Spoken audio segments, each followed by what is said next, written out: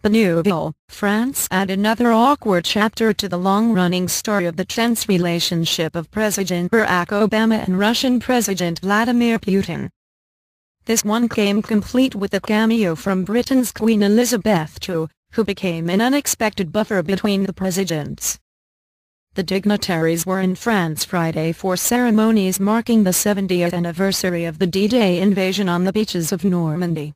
The commemorations coincided with heightened tensions between the US and Russia over Moscow's threatening moves in Ukraine.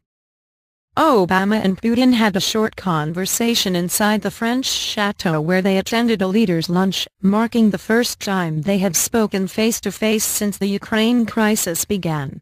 But a public encounter during a pre-lunch photo highlighted the strain in the relationship, with Obama appearing to go out of his way to avoid contact with Putin despite coming within an arm's length of his Russian counterpart. Obama was all smiles as the leaders gathered on the steps of the Grand Château de Bonneuil for the group photo. He took his place in the front row next to Queen Elizabeth and waved and shook hands with other leaders. But the U.S. leader steadfastly avoided any contact with Putin when the Russian leader took his place just a few feet away. French President François Hollande and Denmark's Queen Margrethe II joined the British monarch in serving as a shield between Obama and Putin.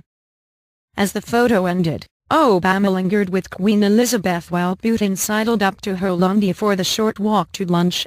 But the two pairs were soon back to back, with Obama so close to Putin that he could have easily reached out and tapped him on the shoulder. Instead, Obama continued his conversation with the 88-year-old Queen. More than once, he slowed his steps, putting some distance between him and Putin. No media were on hand for the Obama-Putin conversation inside the chateau, which aides described as informal.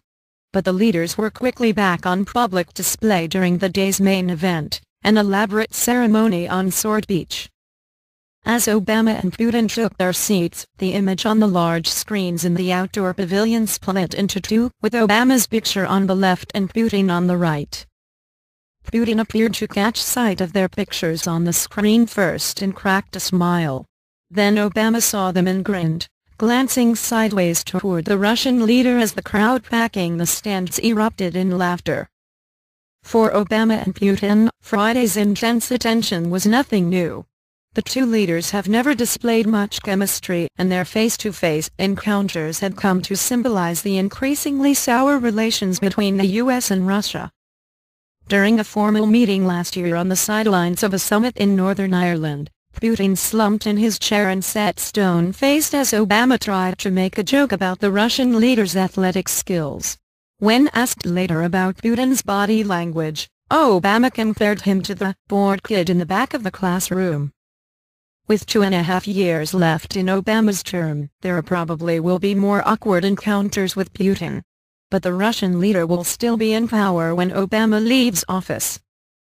Putin was asked by a French television station earlier this week about Hillary Rodham Clinton, the former Secretary of State and possible future presidential candidate. The Russian leader said Clinton was never very subtle in her statements, adding that people overstep certain barriers of propriety. That doesn't show their strength but their weakness.